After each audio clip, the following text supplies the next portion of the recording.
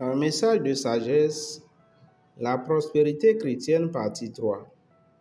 Bien-aimés, nous avons commencé par voir dans les premières parties de cette série des clés de prospérité, à savoir la clé de la foi et la clé de l'imagination, qui eux de vous introduire dans la spiritualité, seul garant de votre prospérité sur terre. Nous avons eu à voir aussi la clé de la semence et de la récolte. Dans cette troisième partie, nous allons voir la clé de la victoire sur la chair. Bien-aimés, l'ennemi numéro 1 de la prospérité du chrétien, c'est la chair. La chair est cette part qui a réussi à s'établir au sein de l'humanité à cause de la chute d'Adam. Cette partie le pousse à opérer et à prendre plaisir dans pratiquement tout ce qui est contraire à la parole de Dieu.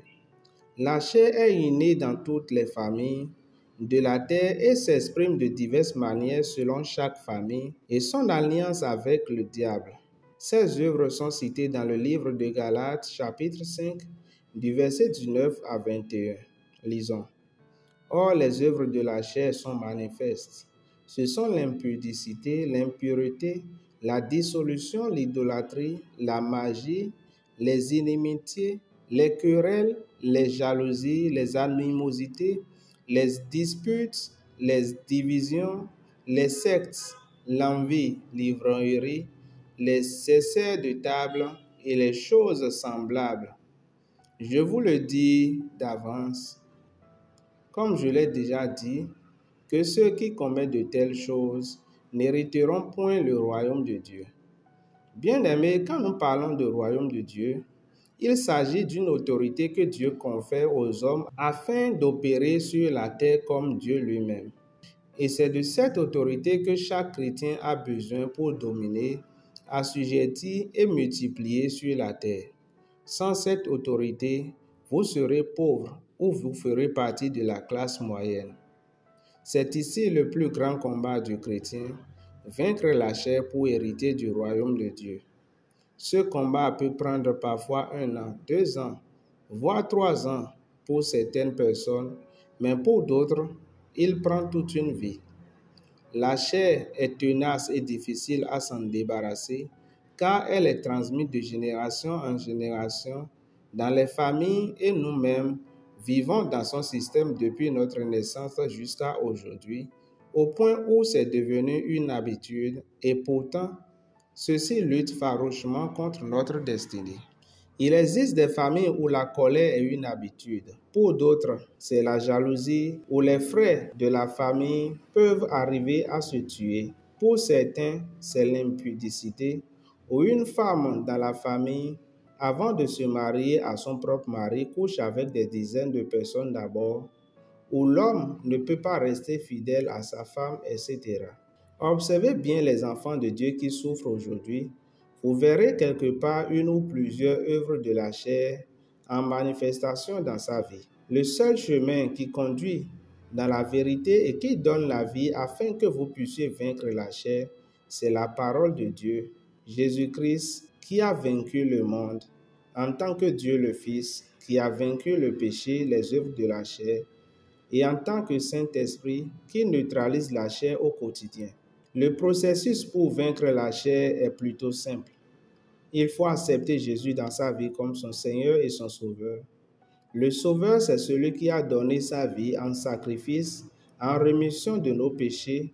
Et le Seigneur, c'est celui qui donne des instructions auxquelles on obéit.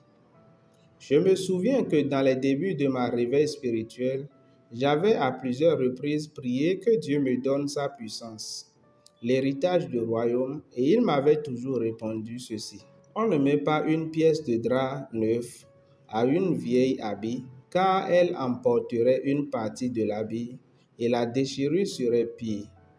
On ne met pas non plus du vin nouveau dans de vieilles outres, autrement les outres se rompent, le vin se répand et les outres sont perdues. Mais on met le vin nouveau dans des outres neuves et le vin et les outres se conservent. Les choses qui ont trait à l'identité royale de Dieu sont donc accessibles à tous ceux qui acceptent Jésus dans leur vie, se font baptiser et se font renouveler par la parole de Dieu au quotidien. Il est donc primordial de suivre le processus, d'appartenir à une communauté chrétienne où le père de la maison te renouvelle au quotidien avec la parole de Dieu. C'est dans ce cadre que tu vas hériter du royaume et posséder ce qui t'appartient sur la terre. Cette dernière clé est très importante dans le processus de la prospérité chrétienne. C'est l'échec à ce niveau qui retient plusieurs chrétiens dans la stagnation. Dieu est réel et capable de bénédiction. Et d'ailleurs, la bénédiction ne vient ni de l'Orient, ni de l'Occident, mais de l'Éternel qui a fait les cieux et la terre. Si vous ratez cette troisième clé avec Dieu, il ne prend pas plaisir de vos sacrifices de bœufs et de vaches, car ce qu'il recherche, c'est un cœur obéissant et soumis à sa parole. C'est ainsi que vous porterez les fruits de l'esprit tels que l'amour, la paix, la joie, la bénignité, la tempérance, la patience, la bonté, la fidélité et la douceur. Galates 5, verset 22. Soyez bénis. Prions. Prenez 2 minutes sur chaque requête de prière.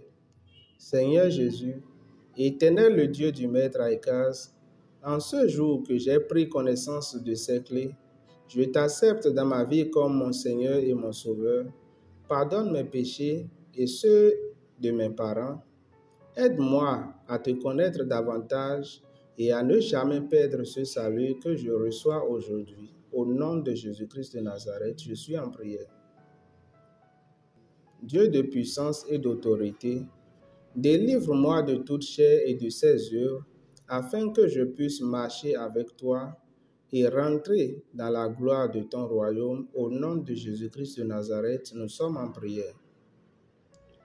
Ô Dieu de mon Père, je t'en prie, sois mon guide dans ce processus, rends-moi courage au bon moment, guide-moi sur le droit chemin afin que je puisse appliquer avec détermination ces principes que j'ai appris avec ton serviteur Maître Aïkaz. Au nom de Jésus-Christ de Nazareth, nous sommes en prière. Déclaration prophétique du Maître Aïkaz. Je déclare et je décrète sur ta vie qu'à partir d'aujourd'hui, tu es enfant de Dieu.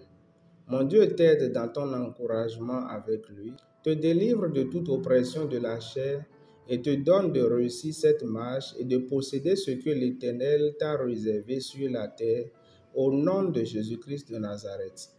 Reçois cela. Amen.